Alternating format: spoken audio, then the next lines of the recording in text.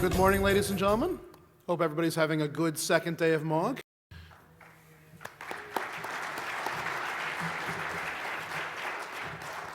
My name is Chris Rosenron. It's my honor and privilege to introduce our keynote speaker today. Before we do so, let's talk about the keynote.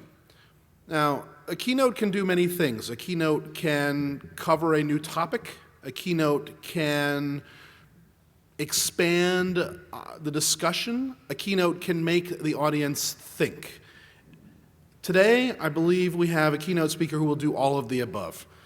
I'm not going to go into the history of Lavabit and the history of the national security letter and Ladar's experiences with demands from the federal government.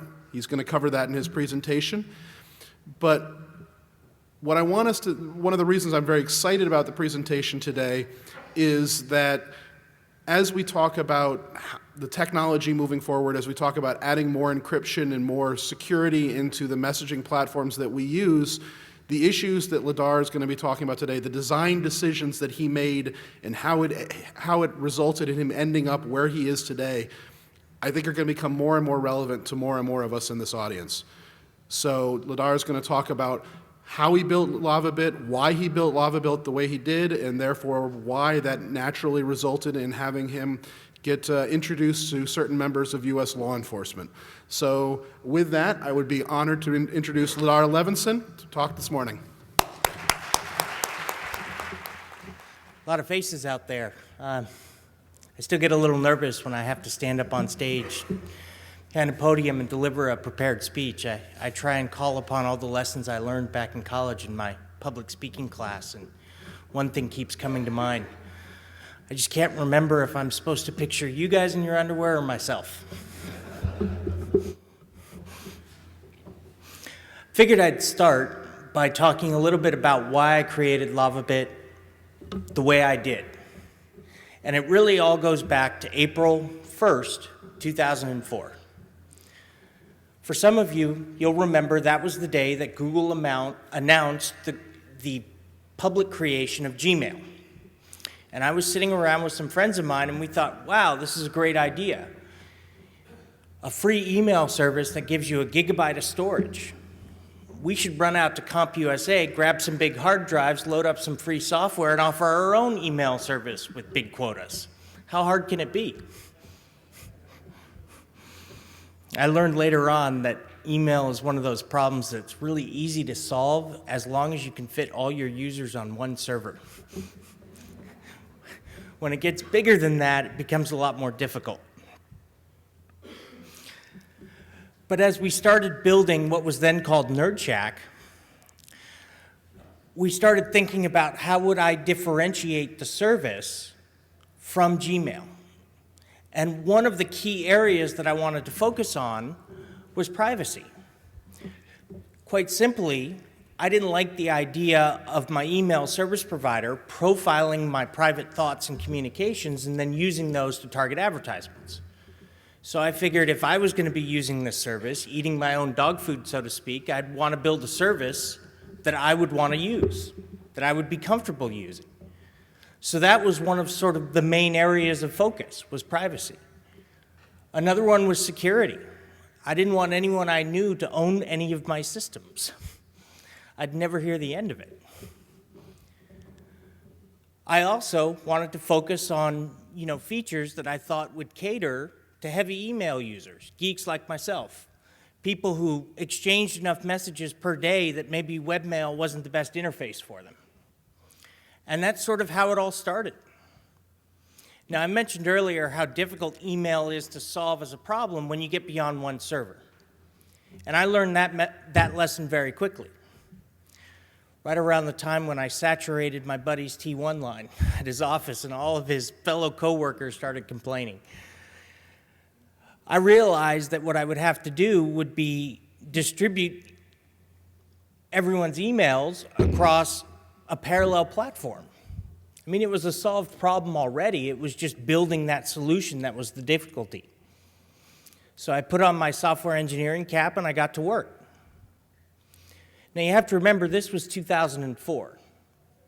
And if you remember the headlines from 2004, at least on sites like Slashdot, there was a lot of focus about this new mechanism created by the Patriot Act called National Security Letters. And for those who don't know, it's this new mechanism that the FBI can employ to demand the private information of a user from a service provider without going through a court for judicial review.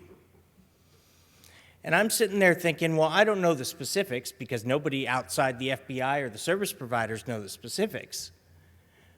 But I do know that that seems to be in violation of the Constitution. You know, that whole you should be safe in your papers and thoughts in your own home, etc., without a warrant being issued by a judge. And I'm sitting here thinking, well, I like the Constitution. I swore an oath to uphold it against all enemies, foreign and domestic. And yet, at the same time, I really don't want to go to prison. So I put on my engineering cap again and I said, well, can I build a system that avoids that problem altogether? I mean, I'm an engineer. That's what I do, right? Solve problems. That's what we all do, right?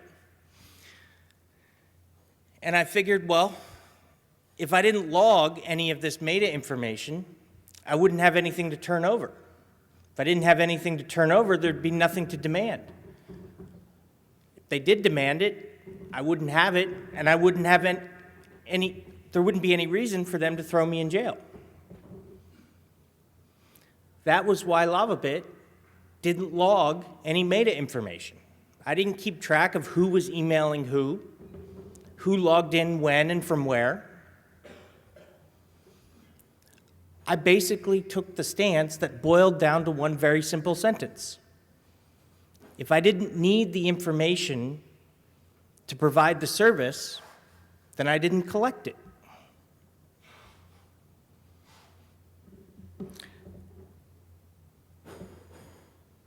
There's a second half to this problem.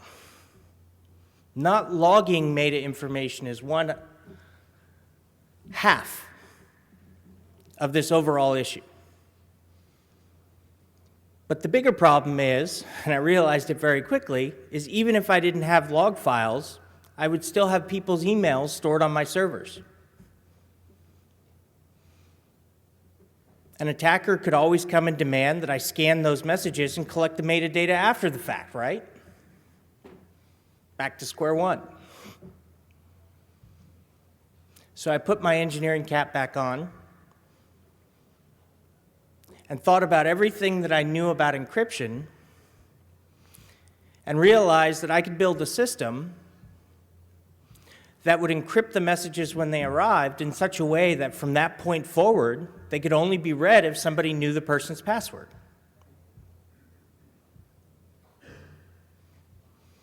Now, the details are in archive.org, but I'll run through them really quickly. When a message arrived, I encrypted it with a random AES-256 key, took that randomly generated key, secured it with a person's public key, and I generated a public key, private key pair for every user. I then took the private key and I secured it using AES-256 based on a hash of the user's password. Now, the way I did authentication was pretty simple too. I hashed the username, the plain text password, and assault 3 times. That was the value I stored in the database, and that was the value that I compared to see if the user was actually the person trying to log in. The result I got after the first round was what I used to decrypt that private key. Presto changeo. I have a system to secure everybody's information when it arrives and protect myself from that problem of being forced to turn it over.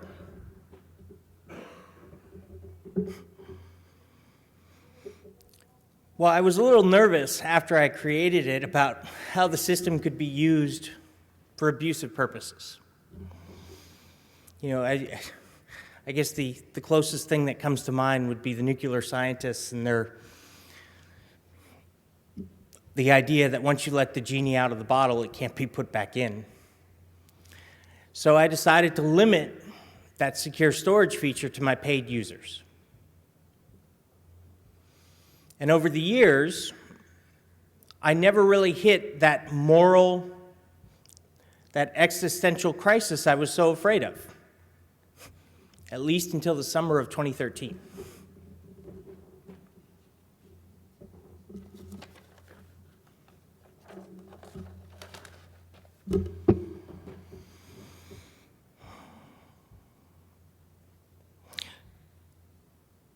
Let me go back to my premise.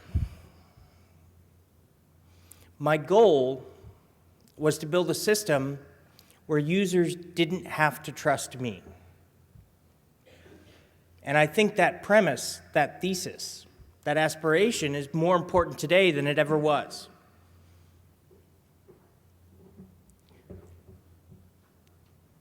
The problem today is that we don't know which service providers, which technologies, and which companies we can trust. So why not build systems where we don't have to? I'll come back to that later. Fast forward to 2013.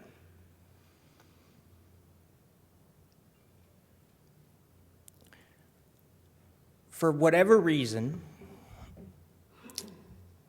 I had managed by that point to grow the service to 410,000 users, of which about 10,000 were paid, and I had effectively built a reputation that a number of people trusted. Quite simply, that reputation was for a system that hadn't been compromised already, that wasn't sharing private information with other organizations, and which adequately protected people's emails when they were stored on disk, provided that they activated the secure storage feature. That meant come summer of 2013, I had a number of what the federal government would consider high-value targets using my system.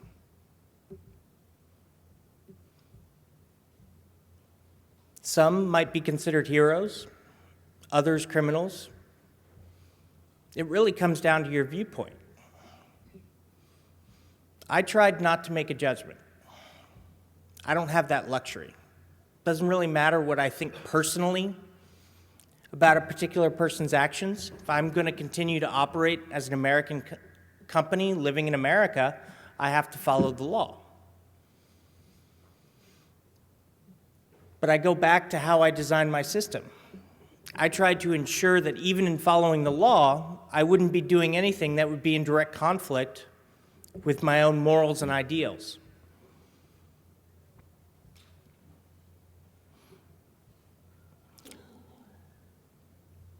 I tried to build a system that would avoid that conflict altogether because the only information I had, I'd be comfortable turning over.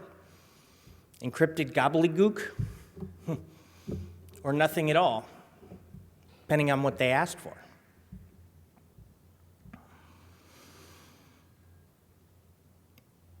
Well, now I had a determined attacker with virtually unlimited resources, the threat of law, jail, everything else trying to break into my system.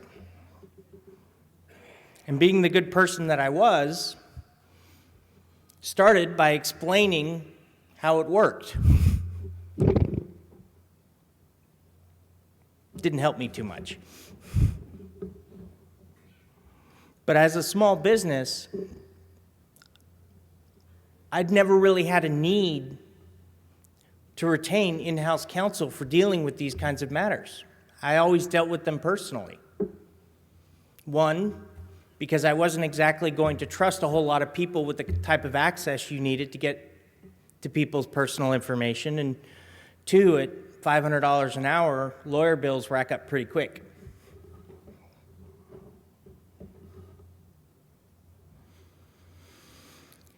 And I remember after my first meeting with the FBI agents in May, getting a text message from him saying, well, you have the private key stored on your server. You could turn that over. I said, yeah, but it's encrypted with AES 256 using a derivative of the person's password. I'd be happy to turn that over if it'll do you any good. I thought that was the end of it. A recurring theme in this narrative. Well, fast forward to June 28th, and these same friendly neighborhood FBI agents show back up at my door. And this time, they have a pen, trap, and trace warrant in hand. We're going through the details of the order. Now, mind you, I haven't seen the order because when they knocked on my door, it hadn't been issued yet.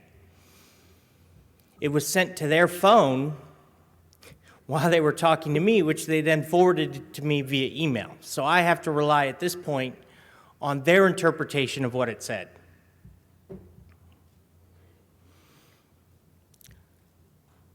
But according to them, it gave them the authority to collect content, and more specifically, passwords, AKA the passwords needed to access these secure accounts. I was a little bit taken aback. I had never considered this a viable attack vector. Decrypting 20,000 simultaneous connections in real time, filtering the information. You know, yeah, you could probably do it to a handful of connections if you knew which ones they were, but back in 2004 when I built the system, that wasn't necessarily a viable attack vector. I'd never heard of it being done either. Couple that with the legal side of it. You know, I grew up in San Francisco, which has a relatively strong tradition of civil disobedience. And I remember in high school doing a school project on random locker searches, how they were illegal. And just this thought that, you know, the government can't start rummaging through the encrypted connections of thousands of people without knowing which one they're looking for. So I just never considered it a possibility. I always thought if there was going to be a legal fight, it would be over whether or not the court had the right to order me to modify my system. And I figured if any modifications would ever be necessary, that it would be something that would have to be ordered by Congress and not a court. And therefore, the debate about what I was required by law to collect would be public. Never occurred to me that it would occur in secret. Never occurred to me that it would happen over the course of about 2.5 weeks. And it never occurred to me that it would be over my SSL keys. But I had decided long ago that if they were going to force me to modify the system, that that wasn't necessarily a world I was comfortable operating a service in. You know, the way I look at it, a service provider exists to serve its customers, not the government. If we cease to provide a valuable service to our customers, we cease to exist.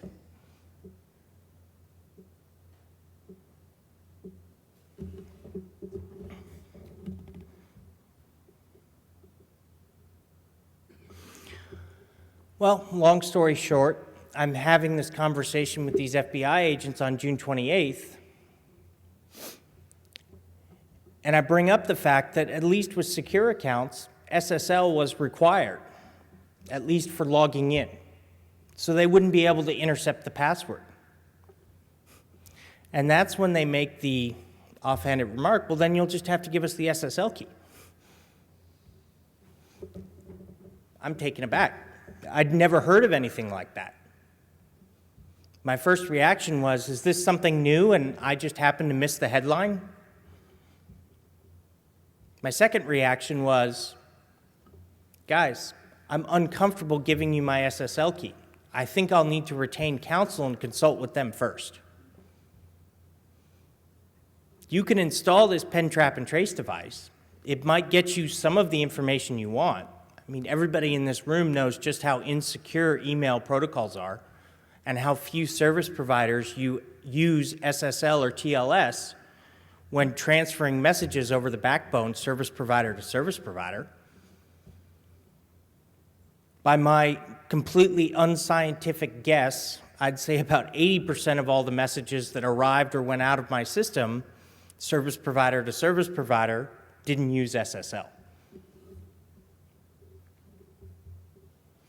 Now, I will say that client to service provider is a very different situation. We've taken the threat of in-house espionage, local area network sniffing very seriously. And most clients these days ship with SSL enabled by default. If we're going to do anything in the short term to protect email, it should probably be take that same approach to service provider messages and protect them with SSL as well. Of course, that's far harder than it sounds, and a discussion that would take far longer than I have time for.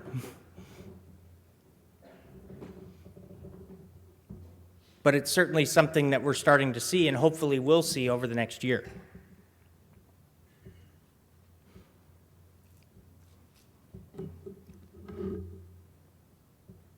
But long story short, that was how the conversation ended.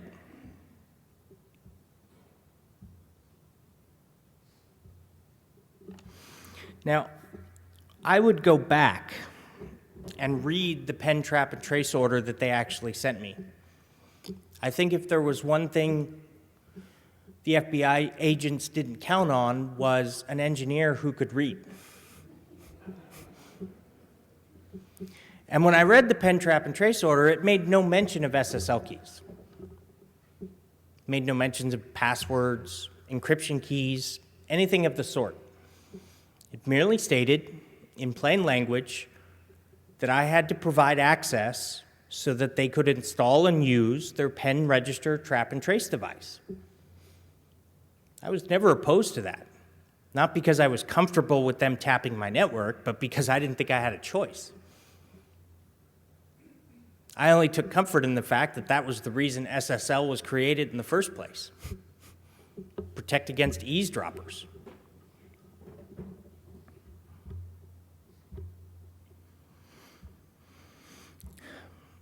But they weren't satisfied with waiting for me to retain counsel. Immediately after they left, they went back to the judge and got an order to compel that very same day. Literally, the emails with the two respective orders are spaced out by about 2 hours.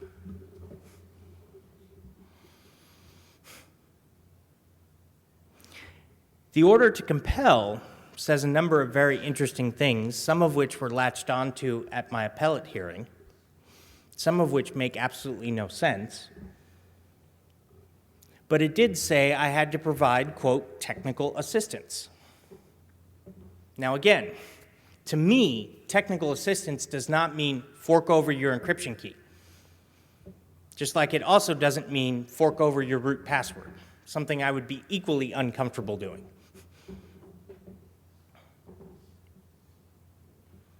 So I emailed them back, and I said, I didn't like the way you misrepresented my comments to the judge. I think going forward, we should have all of our communication in writing over email, at least until I retain counsel. Quote, what technical assistance do you require of me?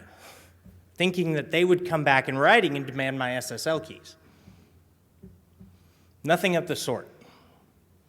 I got a handful of technical questions, which I'll come back to, from one of the FBI agents out of the Washington office a few days later, but other than that, I didn't hear anything from them. Again, I thought maybe they had forgotten. Dropped the issue, right? Told you it was a recurring theme. Well, at the appellate hearing, this was referred to as the long period of silence. Sort of part of an ongoing effort to portray me as this obstinate service provider who was rebelling against the flag and doing everything I could to harm our national security. Rather than, the guy who was defending the Constitution and trying to uphold the letter of the law, as opposed to, some broad interpretation of government power. Anyways, I digress. What I will point out is that at this point, I still thought they had the authority to collect everything that went over the wire. That original pen register trap and trace order said they had the authority to collect signaling information. Now, for the engineers in the room,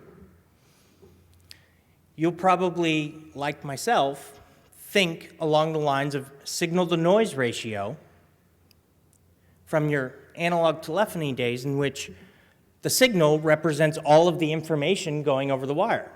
So signaling information, to me, seemed like a convenient congressional way of saying all of the information going over the wire. Well, it turns out in 1986, when the statute was actually written, signaling information was actually referring to the DTMF tones that telephones would send over the wires. I wouldn't realize this until I got a lawyer involved a few days later, a week or so after. But it just goes to illustrate the confusion that occurred during this entire process, where the government seems to have one perception of what they have the authority to do, the authority to collect, what they're in effect entitled to, and what the actual law says.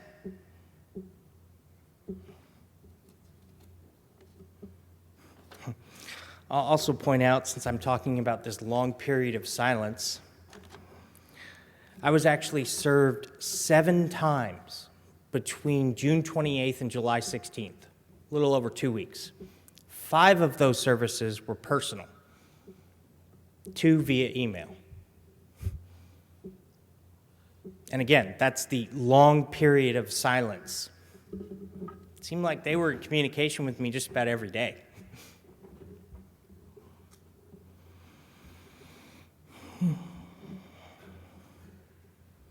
Long story short, once the lawyers got involved, I thought, oh, they'll work it out. They'll explain to the FBI agents that they don't have the authority to collect the SSL keys, and this will all go away. All I need to do is find a good lawyer. I wasn't quite so lucky.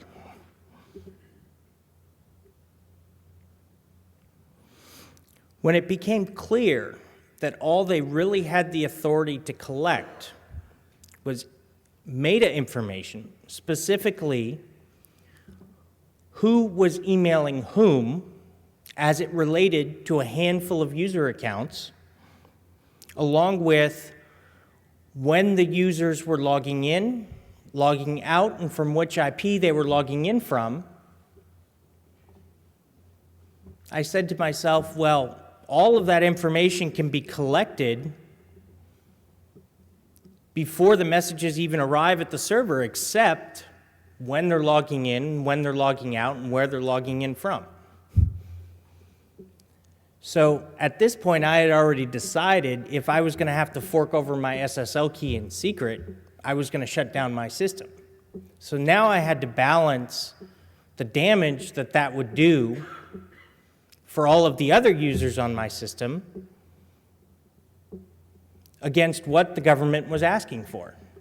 And if all they really wanted was what the court authorized them to collect, then maybe I would figure out a way to give it to them. So I proposed adding that logging code that I neglected to write oh so long ago to collect that meta information on the accounts that they were supposedly looking at. No, thank you. They rejected the proposal.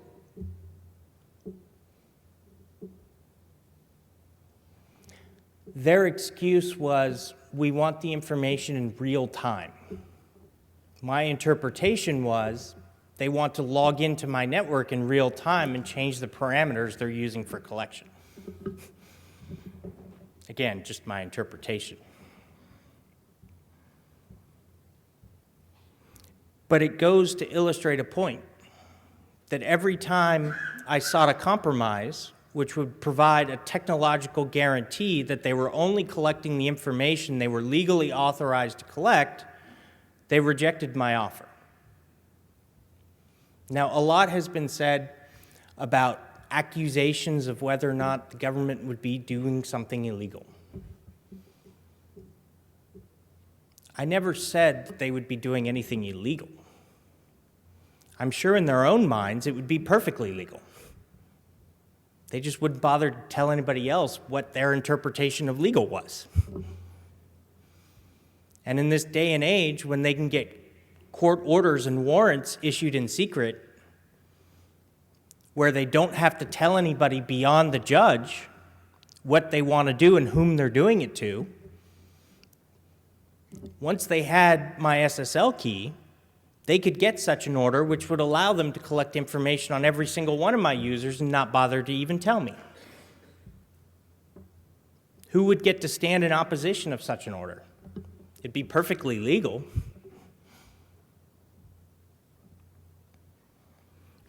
So I had a real problem with this idea of giving them unfettered access. And I explained as much to them when I met them in person on July 16th, the day in which I was forced to fly 1,000 miles from home and appear in court on a week's notice,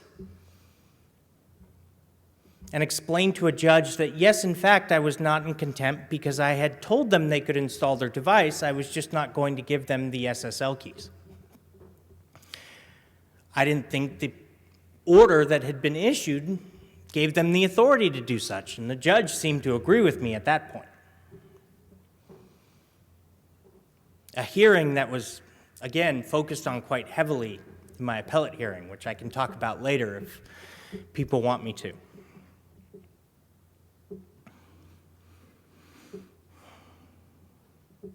But I tried to explain to the agents after that hearing that as a system administrator, as a sysop, I had an obligation to protect that sacred trust that exists between a user and a service. Every day, we trust our banks with our money, Starbucks with our coffee. Pick your favorite internet service provider with your online access. Pick your favorite cell company with your cell phone. We trust these companies with our private information, with a chunk of our lives. And we hope that they would act in our own best interests when it's impractical for us to do so. And here I was being forced to act on behalf of all of my users. And I tried to explain to them that giving them access to everyone's password, everyone's private communications, would be a violation of that trust. Not only was it a foreign concept to these people, it actually offended them to say that. Their retort was quite simply asking me, do you really think your users trust you more than they trust us? I love that line. Yes. I figured if they wanted the feds to read their email, they would have signed up for a free account at FBI.gov.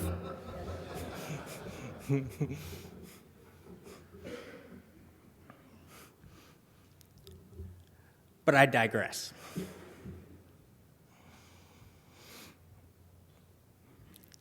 I went on to have this discussion with them about how you could provide me with the device.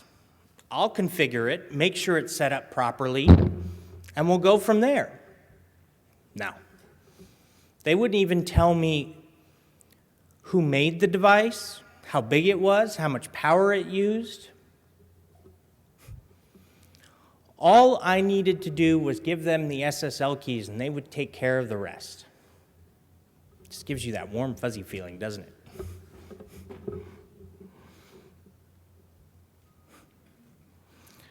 I'll come back to that later when I talk about the type of attack that I think they were trying to do, because my perception of what they were trying to do has actually changed over time. But the bottom line was, I left that meeting with a pretty strong feeling that they were going to be doing something with this information, with these keys, that I probably wouldn't like. And it would be kind of hard to sleep at night knowing that, not being able to tell anybody that that was going on, and being forced to accept it. So I continued my search for a lawyer. I finally found one that could represent me in Alexandria. The first lawyer I had retained was based out of San Francisco and couldn't legally represent me in Alexandria, Virginia. Convenient how the law works, right? And again, I thought, oh, well, all he has to do is file this motion to quash, explain to the judge why the government doesn't have the authority to collect these keys, and the issue will go away. Once again, I can forget about it. Well, in retrospect, knowing now that the judge hearing the case sat on the FISA court for 7 years, doesn't surprise me that he didn't buy any of the arguments that my lawyer was making.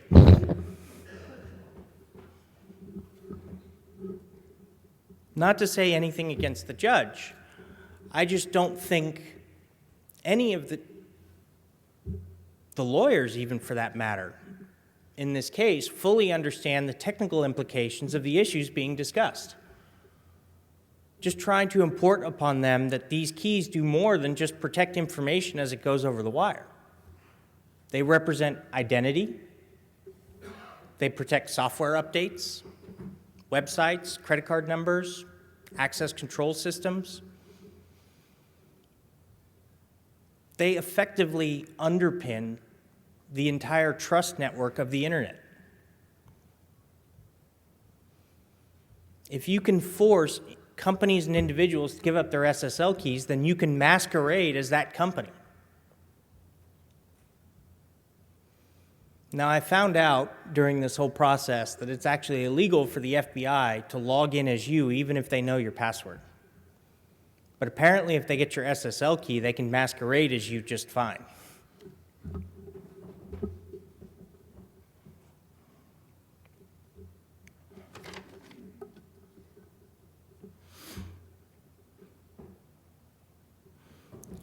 Another issue that came up, and a question that's often been asked, is why I wasn't arrested during this whole process. And I figured it would be a discussion worth sharing with all of you should you find yourself in this same situation. You have to remember, I was a very small company, 2 full-time employees. I was the only one who had root access to most of the systems. My theory, and granted this is just a theory, was that they didn't arrest me because if they did, eventually the systems would have shut down on their own. Nobody to restart failed nodes, nobody to troubleshoot problems, replace hard drives. That was a situation that could only last for so long.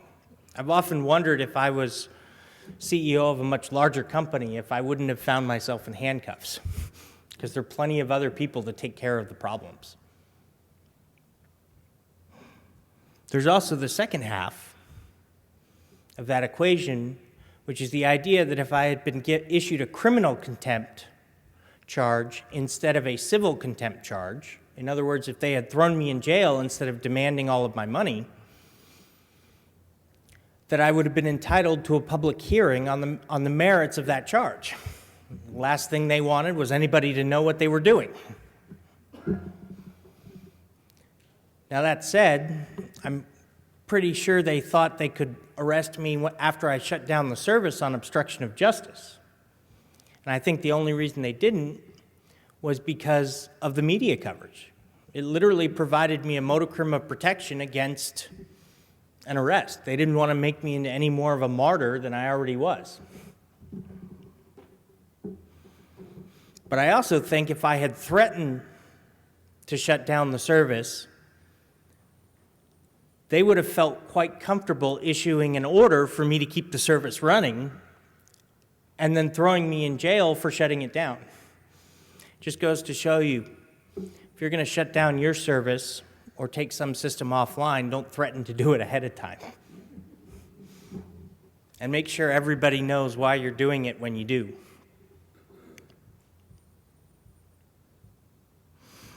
If you read the government briefs, it'll only confirm what I was led to believe in private, which is this idea that the feds seem to have that, again, private businesses here in the US only exist to facilitate government interests like surveillance. Their perception is that if we have information that may help assist their agents in conducting surveillance, then we have an obligation as good Americans to fork it over. And to them, this isn't just encryption keys. It's access, it's passwords, it's source code, it's firmware, it's schematics for hardware designs. Anything your company might possess, they think they have a right to if it'll help them in their investigation, even if you're not the person under investigation or the company under investigation. Doesn't matter what damage turning that information over will do to your company or your personal reputation, they have a right to it. I asked one of the FBI agents once, what about the damage that turning over these keys would do to my company? Their retort was, nobody will ever know. Nobody will ever know, then why am I turning it over? If you're not going to be using this information in a court of law, why do I have to give it up? Interesting philosophical questions for you to ponder as you lay awake at night.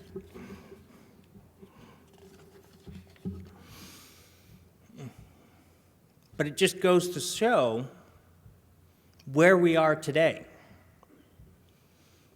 A lot has been made recently about balkanizing the internet, moving your data abroad.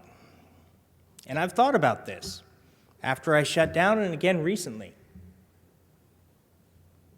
And I don't have any good advice for you. The problem with moving your systems abroad is that the feds, namely the National Security Agent, doesn't have to ask for permission anymore. They just break in. Now, I'm pretty good when it comes to information and computer security. I'm not naive enough to think that I could resist the efforts of the NSA indefinitely, particularly on my own. The only ones who are truly equipped to counteract some of these current threats are other governments. They're the only ones with the means and the resources to audit every piece of equipment that comes in the door, confirm the specs, replace every system with their own variation of the firmware or software. As private businesses, we can't do that. So, move your data abroad, and it's even more likely to get taken. It's kind of a scary world we live in. It's one of those things where we always knew what they could do. We just didn't think they would actually do it.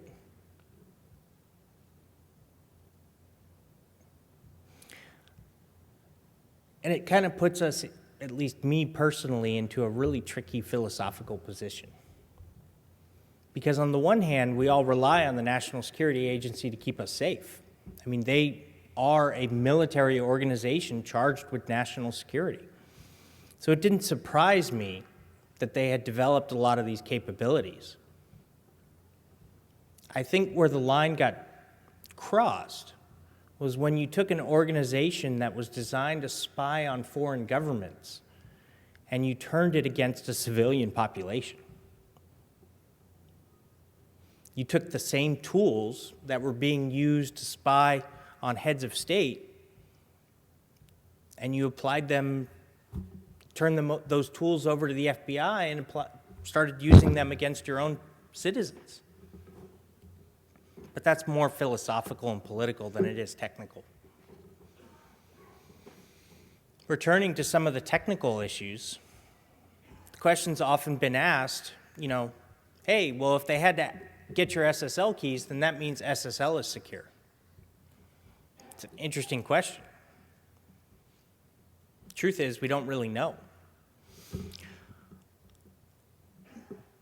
When I was having discussions about the implementation of this pen, trap, and trace order, I had talked about mirroring them off of my router like any other intrusion detection system. In theory, if they had the keys, they could decrypt as a passive third party all of the sessions that weren't using Diffie-Hellman. In other words, didn't select a cipher suite that provided for perfect forward secrecy. And I thought they had actually done their homework, and that meant that most of my connections were not using perfect forward secrecy. In retrospect, I found out that at least on the browser side, all of the browsers except for Internet Explorer and I believe Safari were actually selecting cipher suites that provided for PFS. Then I started thinking, well, they ended up going to my upstream provider and installing the device there. And I started thinking, well, maybe the reason they did that wasn't because they were going to be doing a passive third-party attack, but because they actively wanted to do a man-in-the-middle, which is even a farther cry from the intent of the law. And the issue that isn't really even addressed by my legal team because we didn't realize it soon enough in the process to present it to the court. Does the government have the right to masquerade as a private business on the internet? I mean, my belief, and I feel pretty strongly on this, is that I had no legal obligation to record this information, something that Congress has done in other industries like banking, where they've mandated that companies record certain information so that they can turn it over to investigators in the event a judge issues a warrant for that information. Don't see any reason why the rules should be different for email. I also believe I had no obligation to build a system that was easy to tap. We only have to look to CALIA and the requirements that are placed on our telecom providers to see an example where Congress said, if you're going to build a system, you have to make it tappable. Well, they explicitly decided to exclude internet service providers and email service providers from the law enforcement assistance provisions of CALIA. In fact, I have a great article that recaps the testimony the General Counsel for the FBI gave before a congressional committee in 2011 that states exactly that. Apparently, the Department of Justice lawyers involved in my case hadn't read it yet, because they seem to think they had that authority anyways. Just goes to show you, at least in my view, you can't trust a government that you allow to operate in secret. I have nothing against government. We rely on law enforcement every day to protect our lives, our property, to ensure that society functions smoothly. But they have such immense power that we're supposed to have checks in place to ensure it isn't abused. And that greatest check is transparency. When they can compel companies like mine to do, at best, morally questionable acts in secret, then what transparency is left? What check on their power do we have left? It's one of these, again, philosophical questions I often ponder. You know, as engineers, what are our responsibilities to society? Do we just solve problems? Or do we worry about what our solutions will do? Long story short, I have a lot of free time on my hands these days. So I've tried to spend some of it thinking about a way of avoiding this problem in the future. And I branded that solution darkmail. Maybe you've heard of it. It's effectively a goal of pushing that same encryption that I did on my servers down to the clients and on either end. If the encryption is done on the client, then you don't need to trust the service provider in the middle. Now comes the hard part, making it work. Problem with security is that the more secure you get, the harder a system is to use. And it just shouldn't be that the only people who can communicate securely are cryptographers, information security experts. And that's why I continue to say, we've spent the last 40 years focused on making things work. I think we need to spend the next 10 focused on making them work securely. I think with that, I'll open it up to questions, at least until I get assassinated or you guys find somebody better.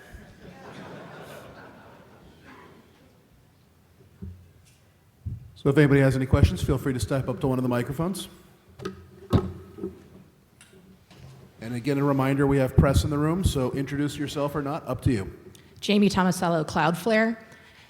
So you mentioned when you were originally creating this service that you said, hey, Gmail's doing this, we could do this too. We could provide a way to ensure some privacy and build trust and whatnot.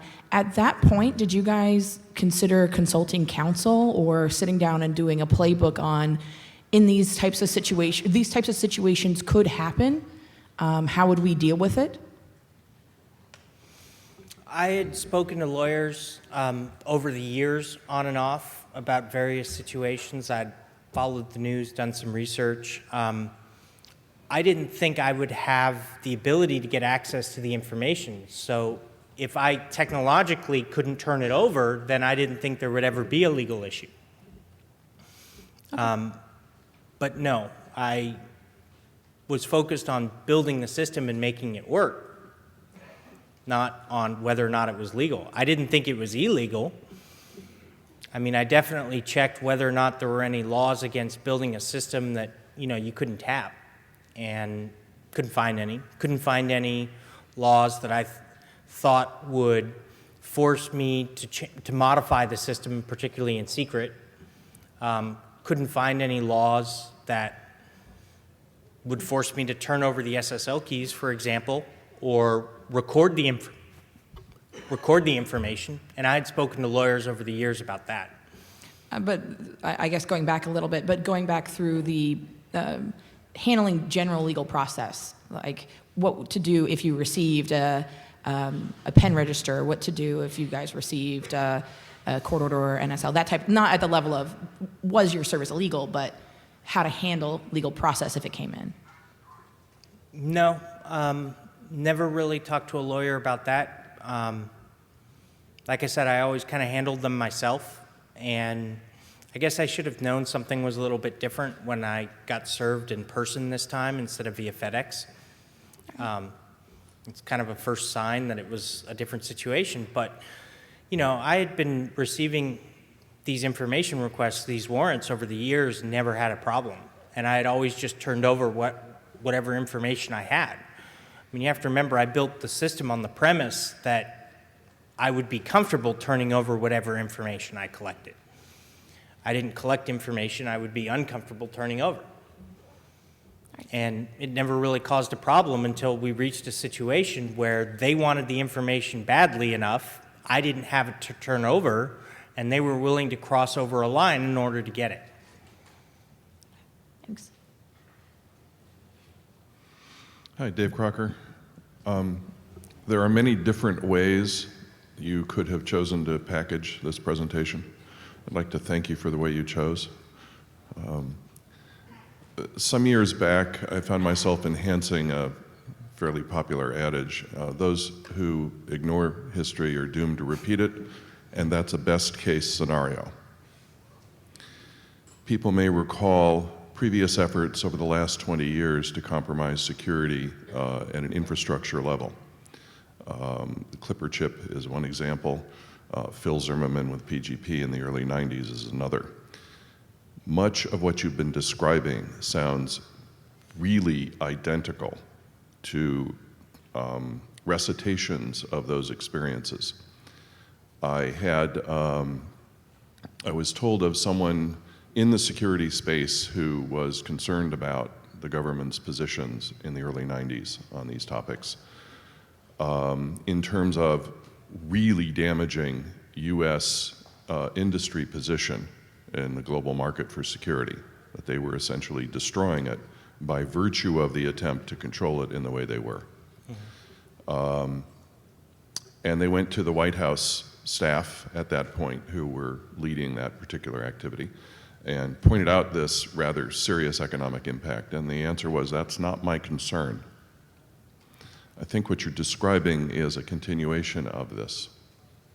And I don't know that there's a way around it. It's certainly true that to the extent these things are legitimately viewed as having a damaging effect on US commercial position in the global markets, it's the job of industry to try to help the government get a better sense of priorities.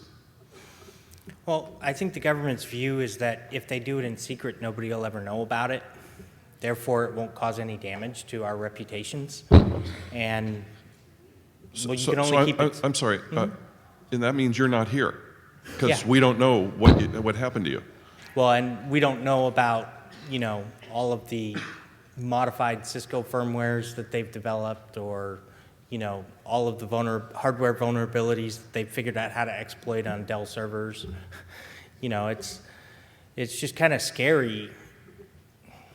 Not that they were able to develop those things, because I kind of knew that they had. What scared me was the number, the variety of systems that they were able to compromise, and their success rate. I mean, they have some pretty smart people working at the NSA, and I have to respect that. It just means that we as a community need to be smarter. And one of the ways of doing that, I think, is pushing security control over your own privacy back down to the user, and giving them the ability to decide, how paranoid they want to be, so to speak.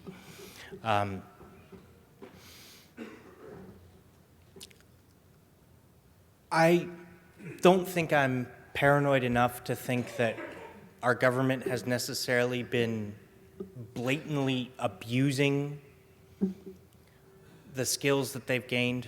I think that's really a political question that each person has to make, and we can get into drone strikes and how they relate to these metadata collection programs. But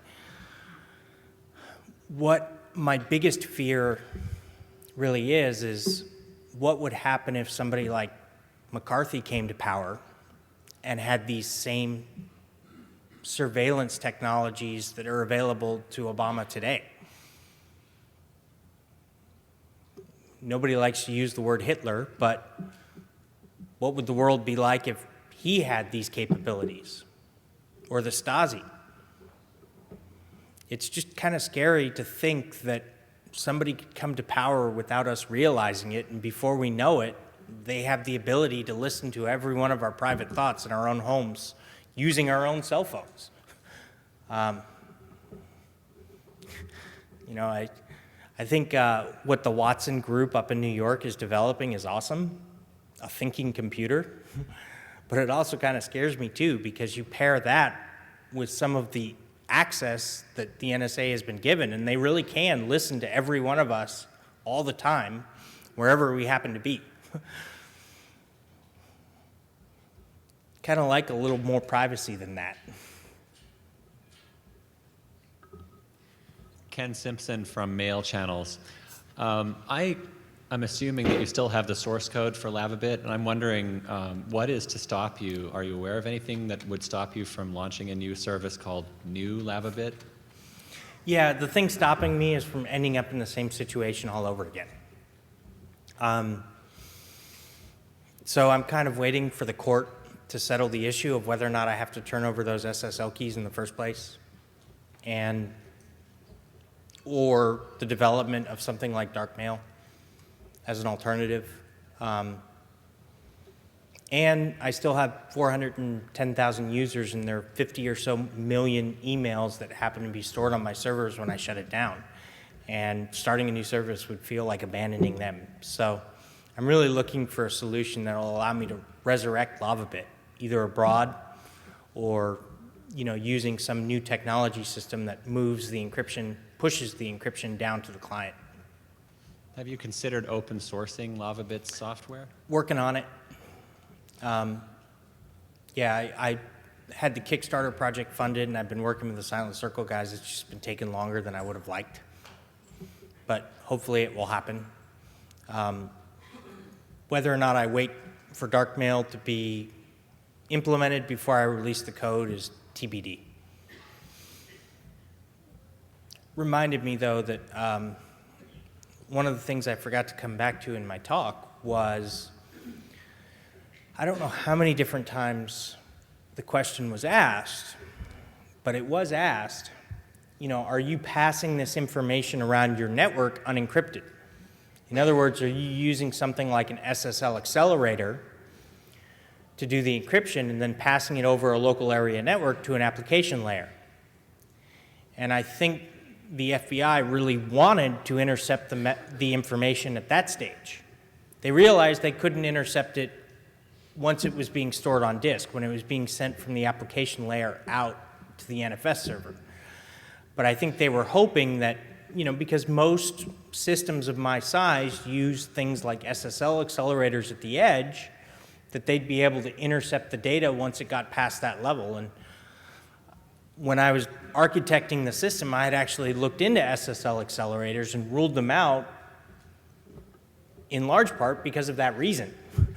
What good is an encryption system that protects it over the internet, protects it on disk, but anybody with a pair of needle-nose pliers and a specialized device could come hook into my Ethernet cable and sniff all the information off as it goes between the two machines. So I had decided to kind of silo everything, encrypt it in, encrypt it out. The only place the data was available in unencrypted form was in memory on the server as it was being processed. And I think that was kind of an architecture that they were completely unprepared for. And I think they also didn't want to basically let me know that they were doing this kind of attack on SSL. I think the only reason they took it to the lengths that they did was because of how much pressure there was on the FBI agents and the Department of Justice to sort of push this investigation forward. So it's kind of why I think we don't see things like this every day. It's kind of a unique set of circumstances, both technologically, politically, and legally, that kind of created the environment that led to everything that happened. Okay, hi, my name is Suresh, and I'm a MAAWG Special Advisor. So, considering that this is a abuse mitigation conference, how did you manage security and abuse on your network, considering that for privacy reasons you're not logging a lot of stuff, and I mean, a lot of things that a provider would rely on to get telemetry and mitigate abuse on the network doesn't seem to be around in what you have described so far. I realize you haven't talked about your entire architecture, but still. Yeah. And second thing is, observation. I mean, if you've got a FI or other SSL accelerator at the edge of your network, now for some things you can terminate access there and push stuff in encrypted into your network, but if you want truly end-to-end, FI has something called an I rule that essentially proxies it with the originating IP address and everything wrapped up neatly in a packet to the underlying application layer. And you definitely need that if you need, for example, TLS to be supported instead of SMTP or SSL on 465. So I just wanted that one thing about what he was doing for security and abuse stuff on his network with all the extra privacy in place. Just because I didn't know what the contents of the message were, I could still often pick out who the spammers were. If you signed up for an account and within 20 minutes sent out the maximum number of messages that your plan allowed, 256 in most cases, and didn't receive any back except for bounces, and oh, by the way, you happen to register a whole bunch of accounts in sequence, you know, I was pretty comfortable locking your account. Beyond that, the more difficult abuse cases to catch were the people who only sent out a handful of messages per day over a long period of time. And for those, we really relied on our ARF, or ARP feedback loops, ARF, the abuse reporting format. Yay. And you know, if somebody sent out enough spams over a long enough period of time, eventually one of them would end up back in the abuse folder where we would be able to see the content and would be able to see that they were sending out spam and lock the account that way. Of course, we also ran all the outbound messages and inbound messages through a spam filter. Sorry, not spam filter. Spam filter bad. Actually, not bad, but just not quite in line with the whole privacy policy. Virus scanner is what I meant to say. So, you know, between those two things that didn't eliminate abuse, didn't eliminate the potential for people to try, but it did kind of keep things under control such that the mass majority of the messages passing through our network, at least outbound, I think were legitimate, you know, as in 99.9%. You know, one of the biggest sort of tools we used was just caps. You know, you could only sign up for one account per subnet per day. If that account was used to send out spam, then that subnet was blocked from future registrations. And you were limited, like I said, to either 128 or 256 outbound messages. So you could only do so much damage from an IP before it would be unusable. And most of the proxy IPs had been used for that already, so they had been blocked. It was actually kind of a big support nightmare, was all the people who wanted accounts, but their IP ranges had been used to register accounts in the past and used for spam. So they would email in, and we'd have to create an account for them manually. I had a support engineer who spent more time than he probably would care to admit doing that. So it's now lunchtime, and I've seen several people heading out to grab food. Ladar is going to be around for a while. He's going to be here for at least a portion of the night out tonight.